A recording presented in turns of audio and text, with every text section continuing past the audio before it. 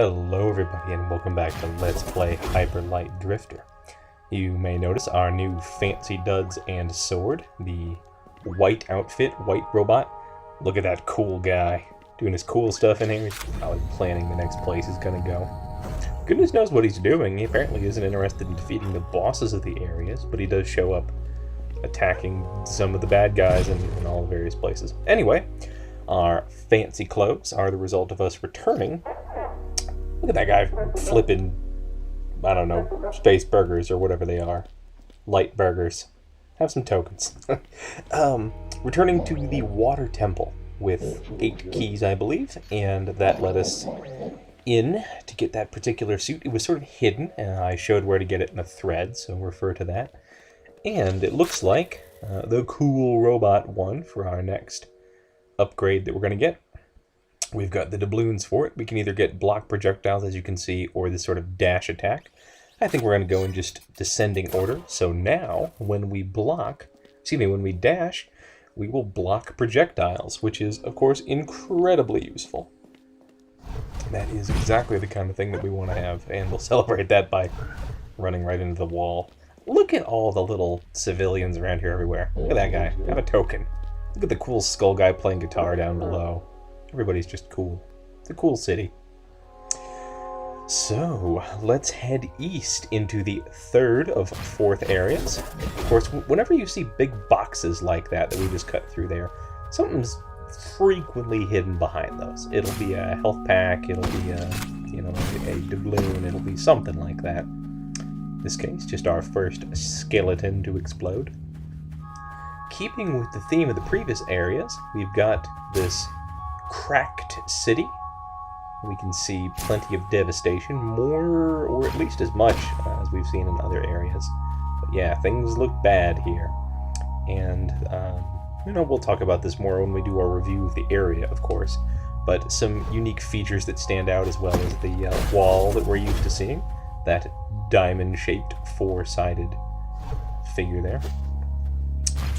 I don't think going down here actually gets you anything. If you happen to know that it does and I'm missing a secret or something, please chime in the thread. Again, I'm sort of avoiding looking at the wiki for the exact location of everything, because this should be an exploration for me too. I was worried here. I remember that I was going to die, but unfortunately, there is a way that you can get back. Again, we see the pre-catastrophe remnants. Now, we've got a number of weapons. I actually forgot. This was just a dumb thing. I forgot you could change your guns in the field. Yeah, you absolutely can, so feel free to.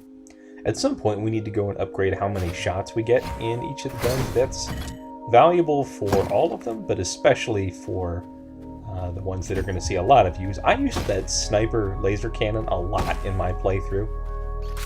Notice the secret sign there. But, the shotgun is also excellent, as many of you impressed upon me, and as I learned myself. So that's something we will definitely be taking advantage of.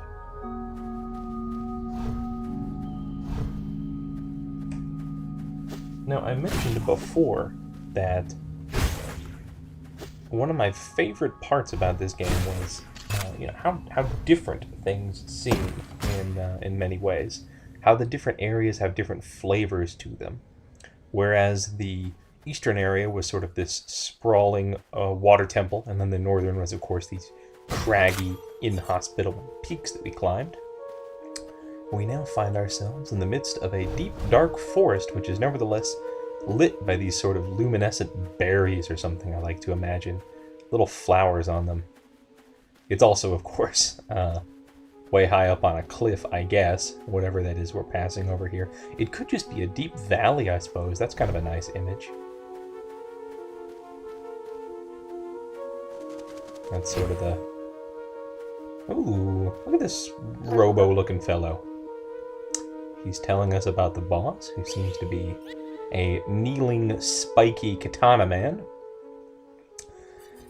This game definitely has Dark Souls and or Bloodborne influences, so if I tell you that the boss of this area, instead of being oversized like Toad Boss and Crow Cult Leader was, is instead human-sized, or roughly hyperlight drifter size. I mean, don't get me wrong, he's still bigger than us, but not quite the size of, say, Toad Boss.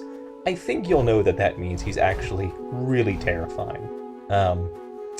The Western boss was a wall for me the first time I played, and then I probably had to fight the guy about, I don't know, 15 times before I caved him in finally. Hopefully I'll do better this time. But the other thing about this area, which you're seeing a little bit, and obviously we'll see more as we progress, going down south here into this darkened room, of course reveals our first major module. It's interesting. These guys look different. I don't know that we've seen cool-looking future dudes with glow sticks or whatever it is that they're meant to have. There always seems to have been, anytime there's something important, whether it's a module, whether it's a couple of doubloons hidden away, or a key especially, it looks like there was some kind of fierce battle for it, which I think is neat. Whatever it is that we're going after, that's what the wars were fought about before, I think. Anyway, also notice that robot guy's standing near some crystals, which we just sorted some there too. And not to spoil anything, but we may be seeing more crystals in this area. Well, I don't think I mentioned, though, the white clothing makes things, it's a little quicker to interact with things. Your little battery icon that fills up when you interact fills up more quickly. I swear we'll get help from my grenade addiction someday.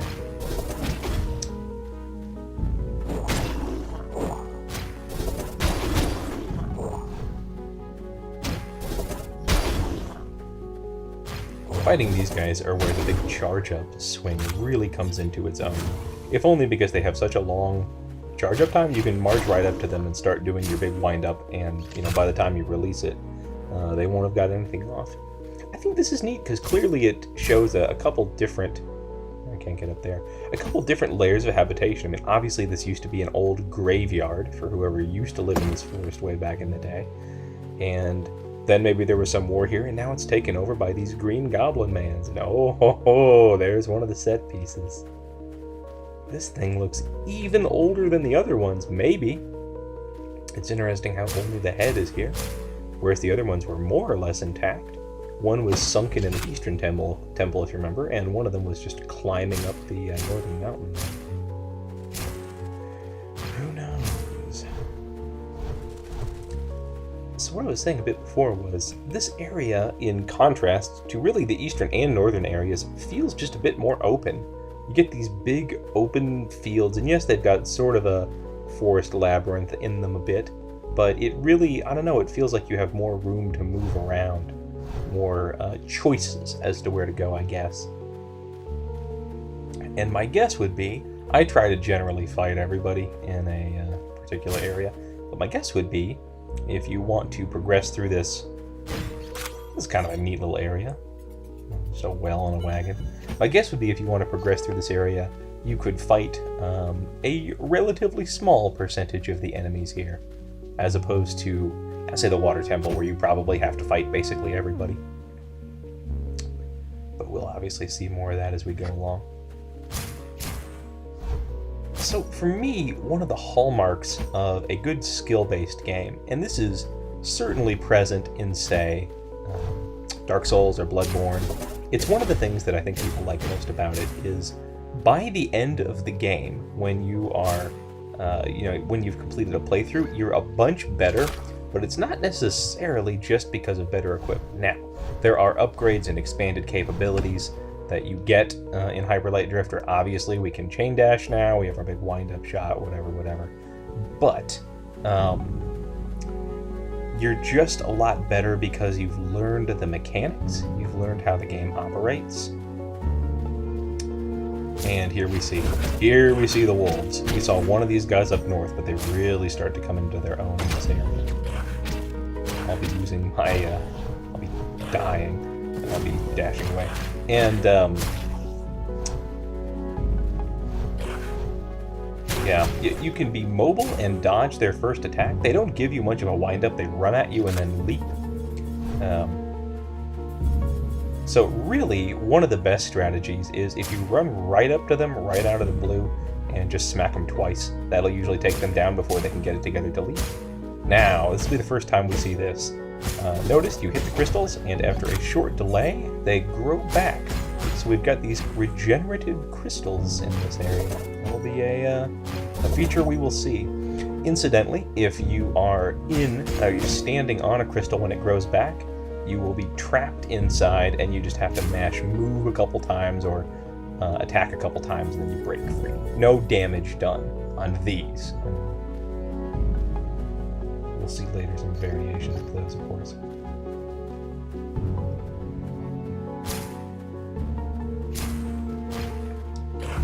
So you saw if I had been a bit braver there, I probably could have taken him out beforehand. Otherwise, it's the same as with any charging enemy. You wait for them to do their charge, you dash away at an angle, and then you hopefully you dash close enough to them that you can smack them right away. One charge shot obviously does, or charge up swing obviously does them in, and most of the shotgun will do it immediately. Anyway, as I was saying before, when you're done with this game, you're way better at it, but just because you've gotten better at dodging and swinging and swiping and stuff like that. Like, I took some damage in the first couple fights in the eastern area that I would not take now if I did them even without any of the upgrades. Well, before we head south into that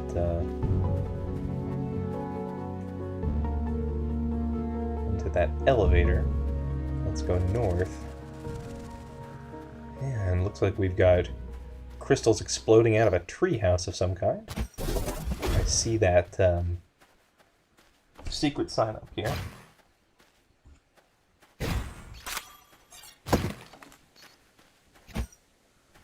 And there we go. Just a little doubloon.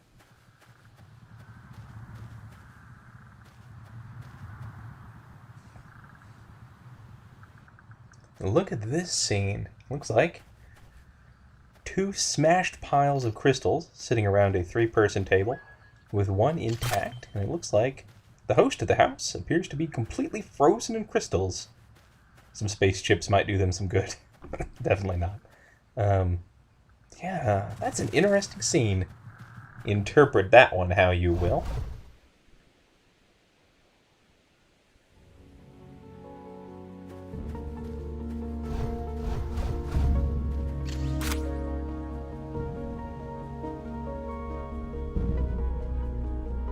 So we haven't seen any of the unique enemies yet from this area. Obviously, look at that, look how cool this is. Some sort of a old armory down here. Either our sword is amazing or the armor is old and weak, though, because it falls in one shot, just like every piece of scenery. Now, I'm actually skipping a trigger by heading down that side of the room here. We'll hit it again when we go up, but I just think it's kind of funny you can do that. They didn't quite... You're supposed to have a little sick episode there, but you can totally skip it if you want to just head down the left side of the room. Not many things are like that. They're pretty good about homogenizing the experience. I think I missed a secret up in the top of the room there, but whatever. I think it's just a health pack.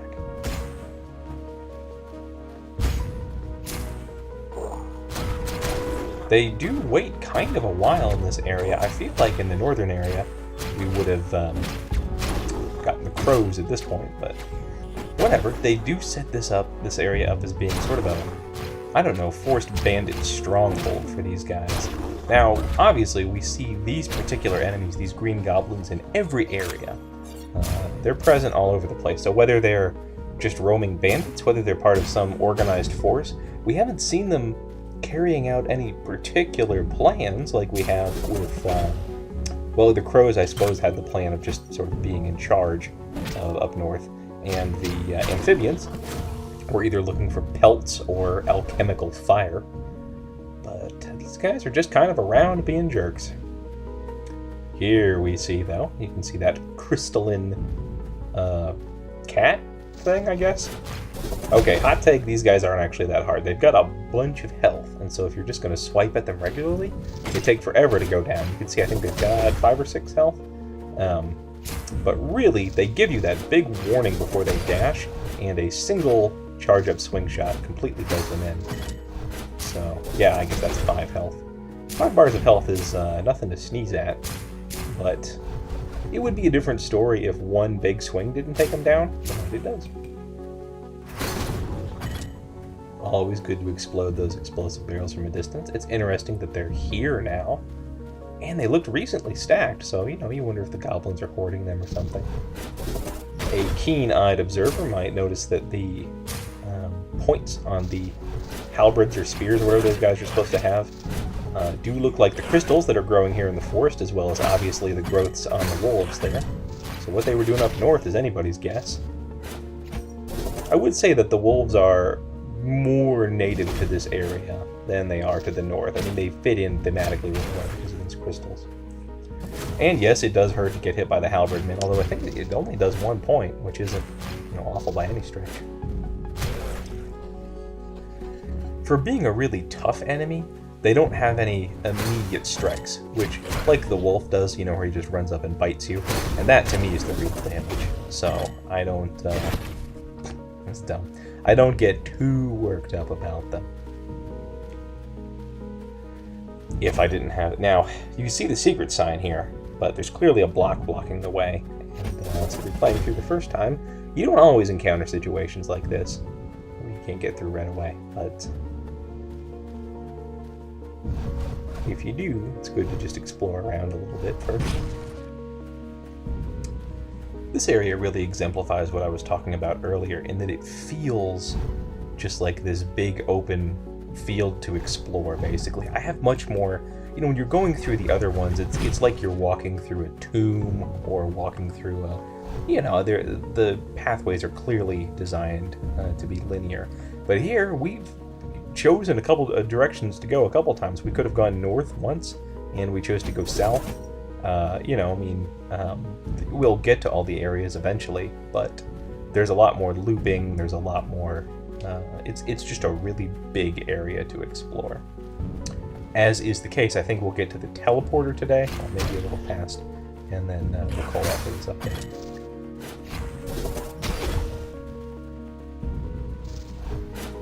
You don't even really need to dash out of their way, just walking through it.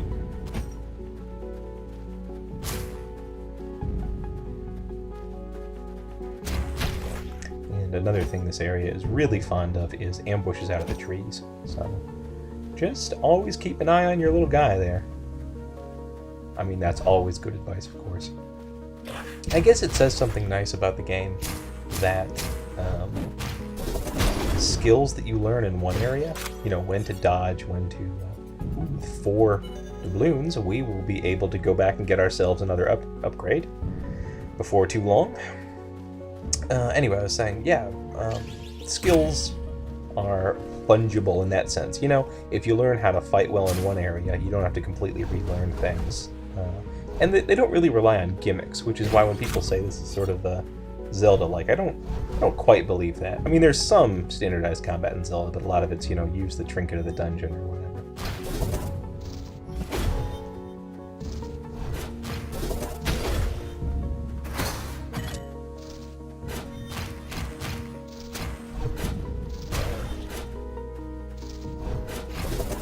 Second major module here.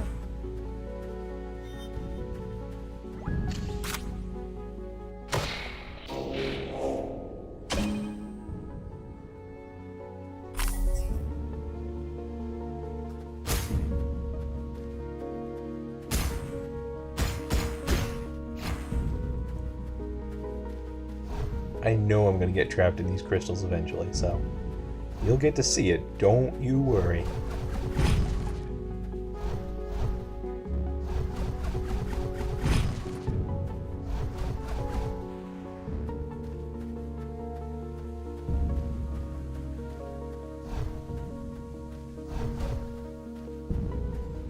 I am always a sucker for forest levels. I liked the woods a lot in the Forest of Illusion. Is that what it was? In Link to the Past, wherever the Master Sword was. I think that was the Forest of Illusion. Could be wrong about that. Yell at me if I am.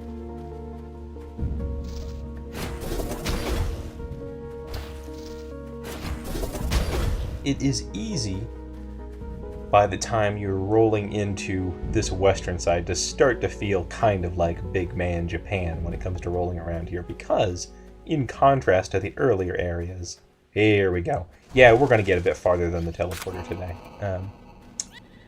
In contrast to the earlier areas, you're pretty good at taking out even groups of enemies, you know? I mean, you've got a couple more health packs, you're more experienced at dodging and, you know, rushing in and attacking and whatever. But they do a pretty good job of challenging you more. Here we go. Secret there is always good to get. Obviously, this area has a bit of a Japanese influence. I wonder if these things are like tanukis, except without one particular characteristic of the tanuki. You know what I mean. Also, notice those little square diagrams. We've seen those before in both the eastern and the northern areas, but never quite as prominently.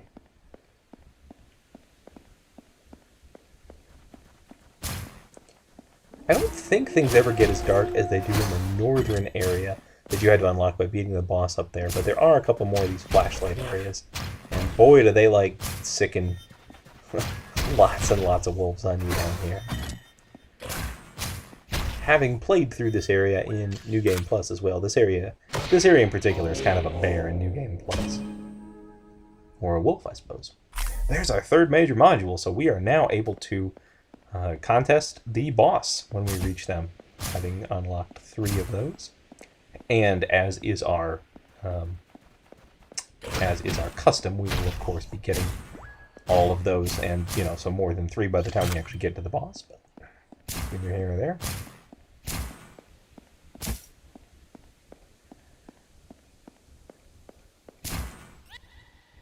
The southern area in particular is a rude wake-up call for people that are feeling really sassy about their abilities. But even this western area, it's got some real challenges it throws at you, to say nothing of the boss, who, again, I'm kind of looking forward to challenging, just to see if I can do better than I did my first time.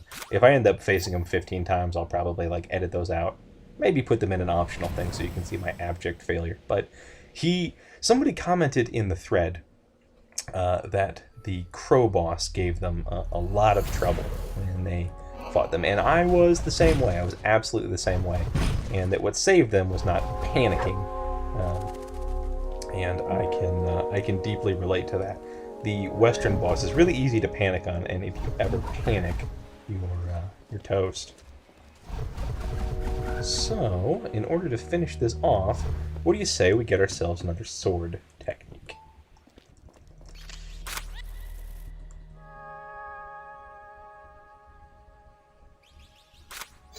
Yeah, this one is a extremely fancy move that we'll show off before long, but it basically allows us to do a dash and slash that takes out enemies much like in the old samurai flicks. You sort of dash through them and do 2 damage as you pass through them and slice them up, and then they explode later. We'll show that off next time when we take on more of the western area. Thanks for watching. I will see you then on Let's Play Hyper Light Drifter.